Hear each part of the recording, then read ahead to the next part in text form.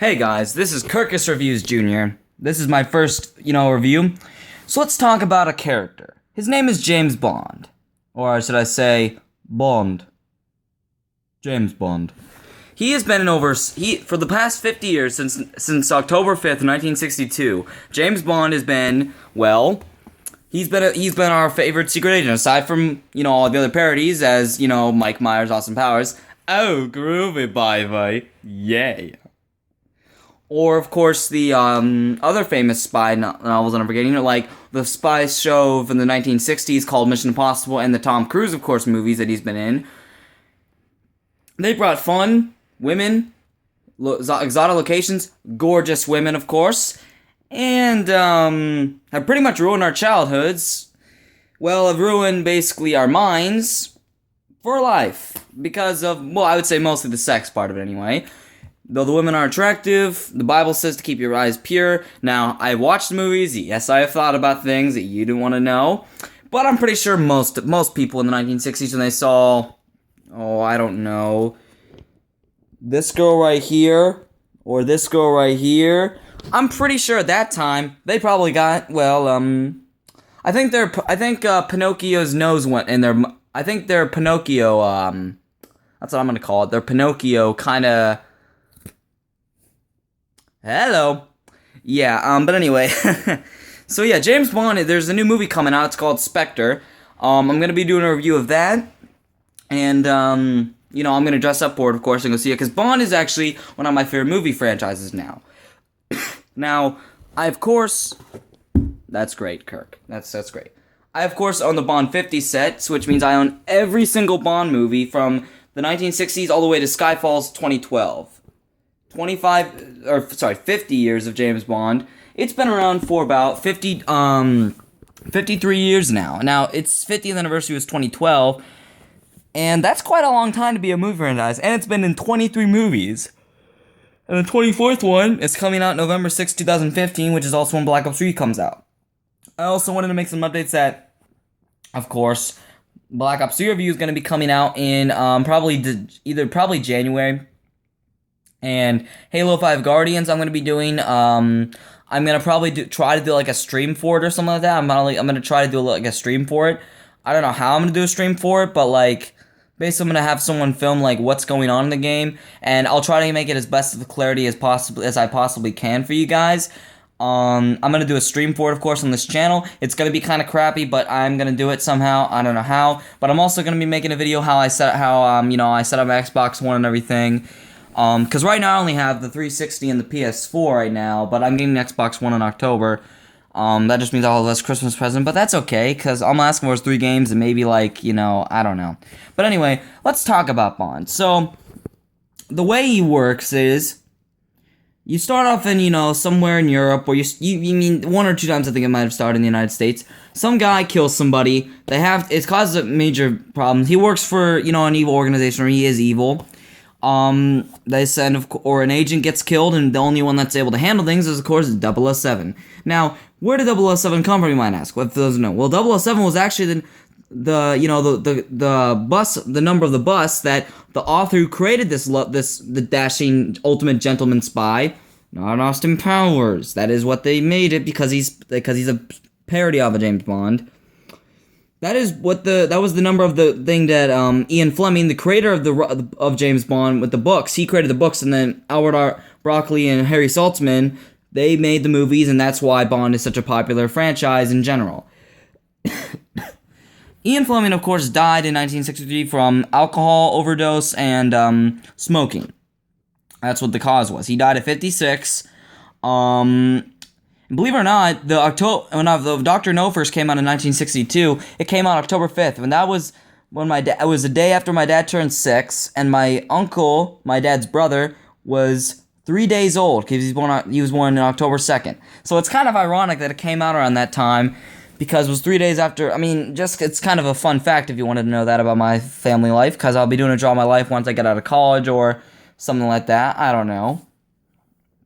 But Bond has been around, and I think he deserves some recognition. So there's also going to be some movie reviews, but not too many of them as there are going to be video game reviews. Now, again, I don't want you thinking I'm copying off of Angry Joe, but I did get inspiration from him, and I also got inspiration from the Nostalgia Critic, the original reviewer, the Angry Video Game Nerd, and they all got, that ability that they, inspiration to do it from two of the most famous reviewers, Roger Ebert, and I forgot the other guy's name.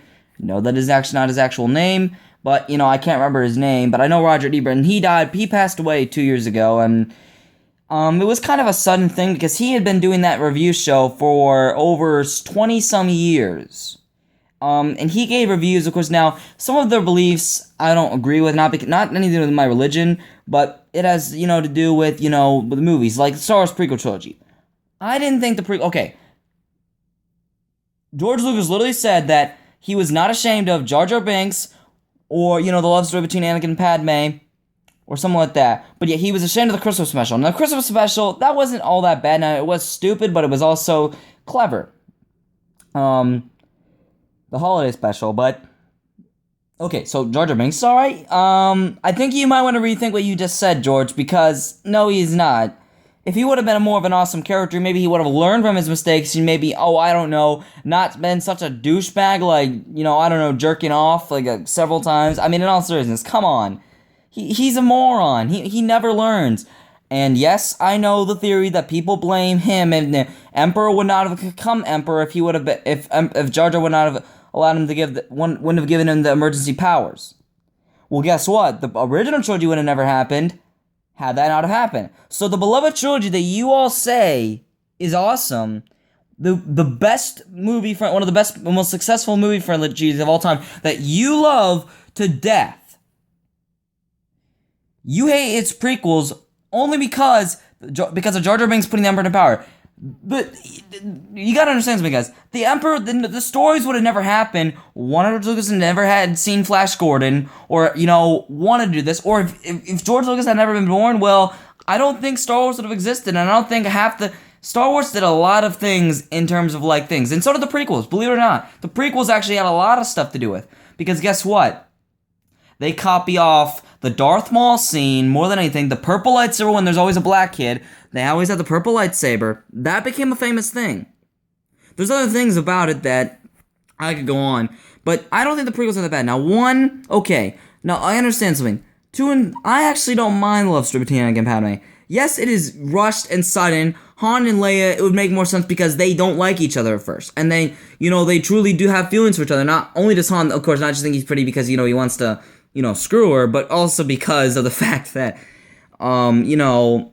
he gets to, to know her. Leia finds him very attractive in his bad boy style, kind of attractive.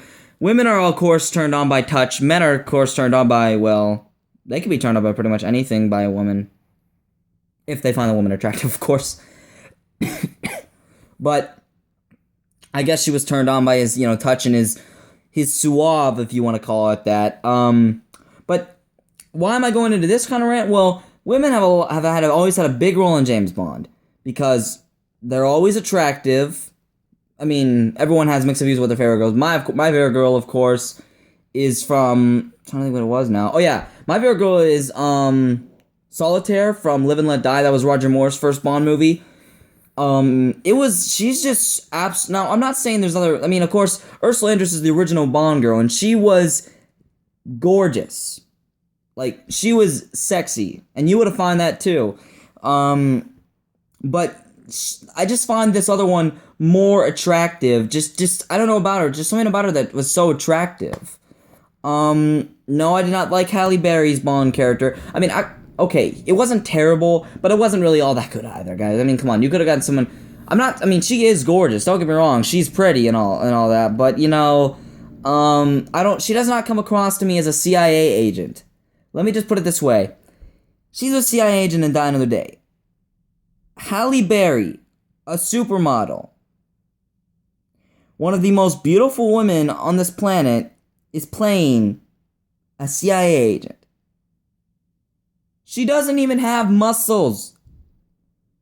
I mean, okay, she's got, she's a good swimmer, I'm assuming. I don't know. There's plenty of other mess ups that they did in the Bond movies. Now, the Bond girls will do anything for Bond. They'll give him a, whatever you want to say. I'm not going to say it, though. They'll have sex with him. They'll die for him. There's been a lot of incidents where they die. His wife even gets shot. And now, why am I spoiling this now? Well, here's the thing. You're going to have some spoilers anyway from the video games that happens. And I'm not going to spoil the endings unless I absolutely need to bring it to you. Because if I'm trying to save you guys money, that's what I'm going to have to do. And that's what all reviewers do, of course.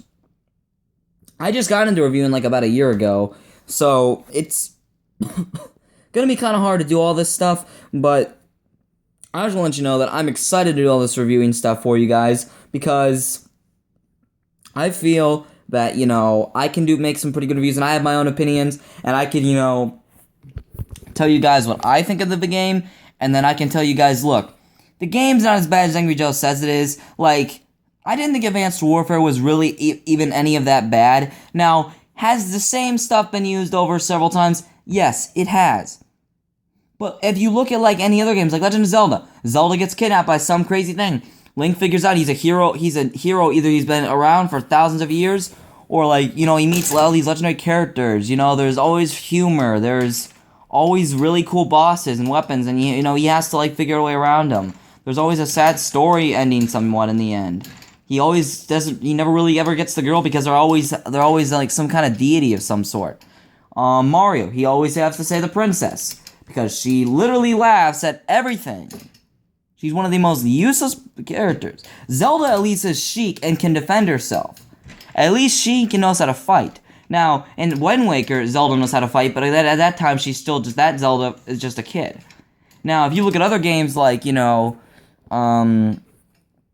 oh shit, I'm trying to think of one. Halo. There's always an alien outbreak. Someone always dies. They're always on exotic planets. There's always a war story about it. Call of Duty. They try to trust this one guy, betrays them, shoots everyone dead. Your best friend dies, of course, and stuff like that. And characters you get to know and love, of course, they kill off. Now, Advanced Warfare, they didn't do that too bad.